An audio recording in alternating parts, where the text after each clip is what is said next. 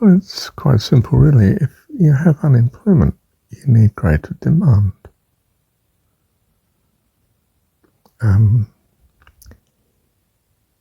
The simplest way of getting greater demand is to devalue. Foreigners find your goods cheaper, and demand for your goods and services rises. This takes up the slack in the economy. There is some price rising in the economy as a consequence, which of course starts to choke off the demand from the foreign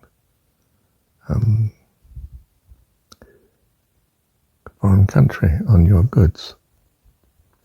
The solution, you see, is not to inflate your economy by pouring money into it, borrowing. It's simply to devalue. Foreigners start to buy more of your goods. Employment in your country rises of all the factors of production. As then prices start to rise in your country, that will choke off excess demand. The nearer you get to full employment, so to speak, the faster prices will rise, and the less foreigners will want to buy, which will check the demand, excess demand, if you like.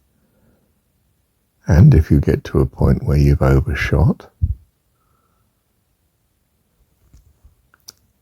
you've full employment and prices are rising rapidly, then you make sure that your exchange rate appreciates so that excess demand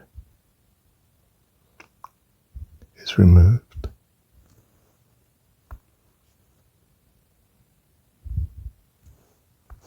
Capital stops flowing in. It starts to move out to seek ventures elsewhere on the world market, which takes the pressure off you having to revalue. Do you see, the whole policy is not Keynesian. We're not creating jobs deliberately within the economy by increased government borrowing and spending, either on infrastructure projects particularly, or increased benefits, amount of benefit to the unemployed. You may want to do either of these things, fair enough, but that doesn't affect your exchange rate policy. Your exchange rate policy should be linked to, have I got full employment of resources or not? Now, if I go for full employment in the extreme short run, a fast fix, by lowering the exchange rate dramatically, I'll probably get tremendous inflation because things in the economy don't adjust that quickly. Industry has to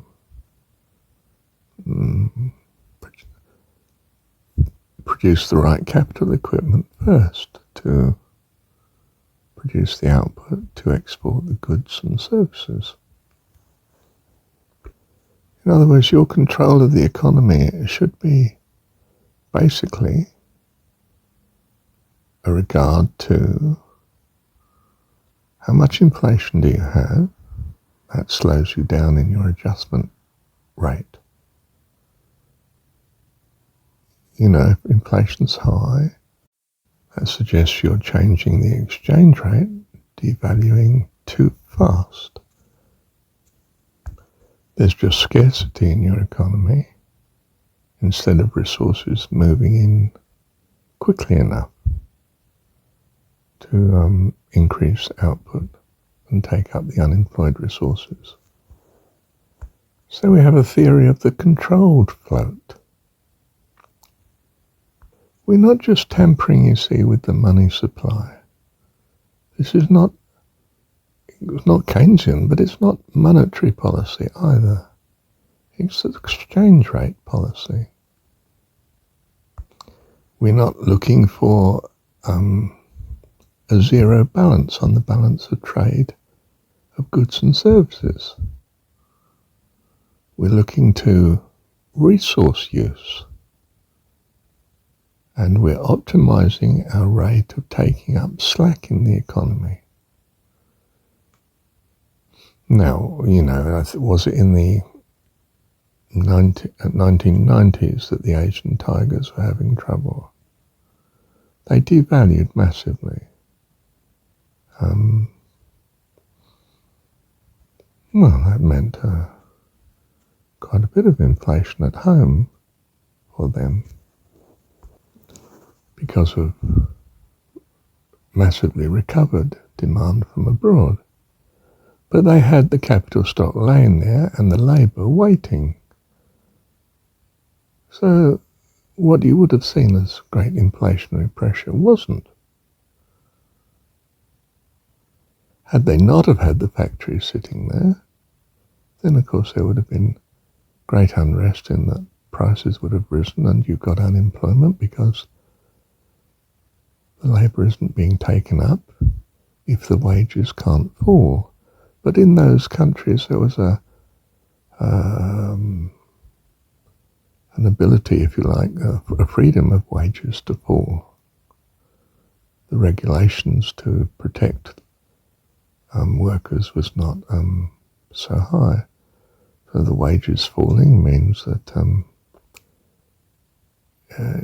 industry can expand, build up the capital stock, and export accordingly, take up the labour resource because it's cheaper, and so forth.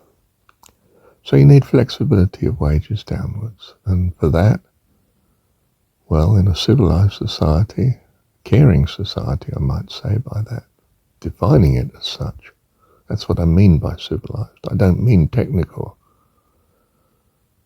I mean humane.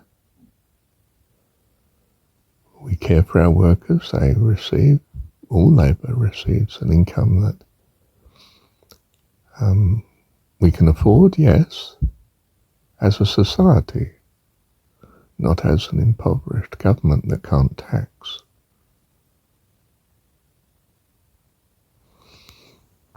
And yes, we would borrow, if you like, from the rich, sell bonds, expand the money supply, but possibly not expand the money supply that way at all. Just create new balances. Cope with the rise in prices that happen in the short run by increasing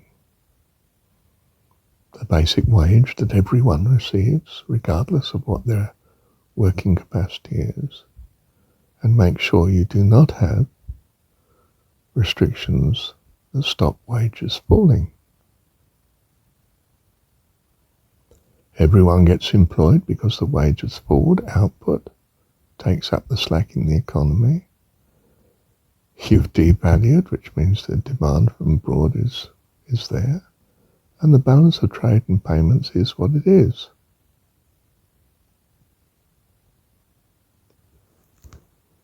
You see, it's not monetary policy.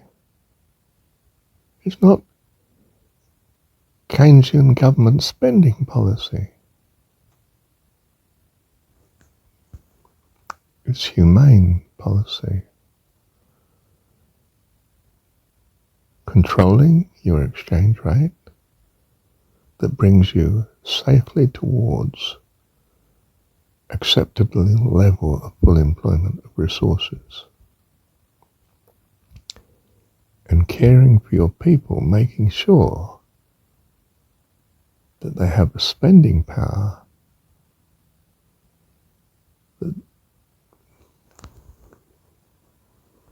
that protects their wage, their real wage, in as far as you can, but with an eye to increasing employment of resources to your acceptable level of what you see as full employment. Not more than that, or it's inflation to no point.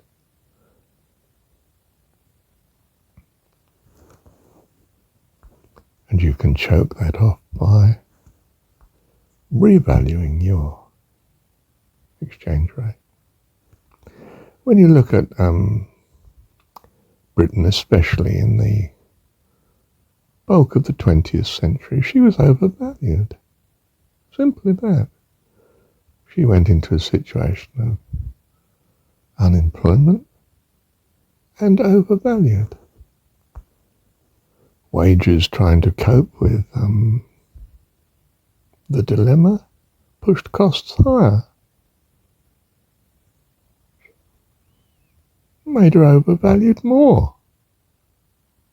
And there was no way a government politically could devalue her. It was unacceptable. Politically. And there was no way in the end it could suffer the massive inflation.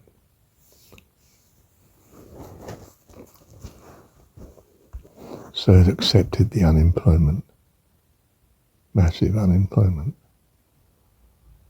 and a miserable social benefit system to try and make up for the tragic condition of the unemployed. And you had a war between government and worker. You know, Mrs. Thatcher versus the coal industry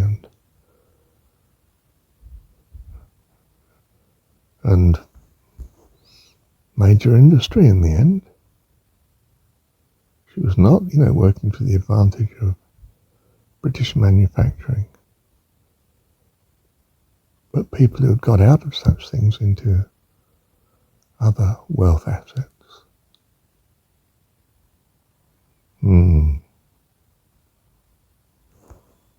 It's very simple, really. Thank you, Heavenly Dad.